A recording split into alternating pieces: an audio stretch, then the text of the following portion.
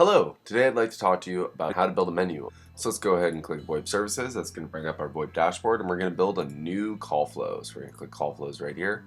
We're going to get dropped into the call flow menu. We're going to hit Add Call Flows. First things first, we're going to take a DID. So I'm going to take the menu right here and I'm going to drop that. Alright, we're going to add a new menu. We're going to call this New Menu, of course. And we're going to set the prompt record pin to 1, 2, 3, 4.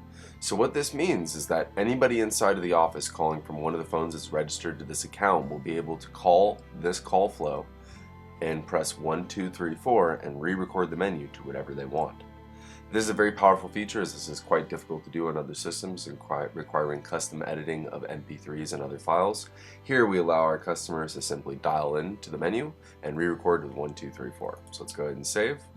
And we've just created a menu. But wait, what happens if somebody calls into my menu and they don't press anything? Well, very important action. You've always got to set a default action on your menu. So we drag voicemail on top there and we hit default action, okay. And if nobody answers, we're going to have it hit the training voicemail box. Let's do that. Okay, so we've got a default action configured, but first option is going to be our support group at our office. So let's set up our support group. That's a group of people. We're going to make a ring group. We're going to set that to option 1, and we're going to make that our support group.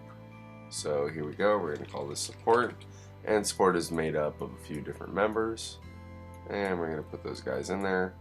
And training is the manager, so we're going to make their call slightly delayed. Okay, so all those ones are going to ring. Awesome.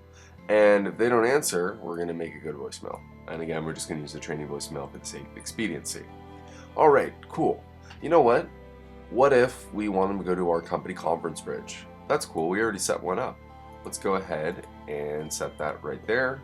So number 2 is going to take them to conference 1, which is the main conference room for our office.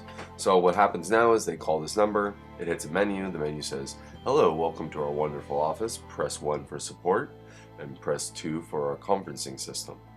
But wait, there's more. Here we go, we're going to add a directory. So let's say I want a directory. I'm going to take my directory element, I'm going to drop that on the menu right here, and we're going to set that to option 7, let's say.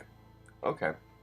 So we've already built a directory. We're going to make that new directory and we're going to hit OK. Cool. So there we've added a directory. So now we've got a pretty awesome office call flow. I'm just going to hit save and we're done. So now when somebody calls this number, it'll play back a message on the menu, and then depending on what the user selects, it'll take them to a different option. And that's menus.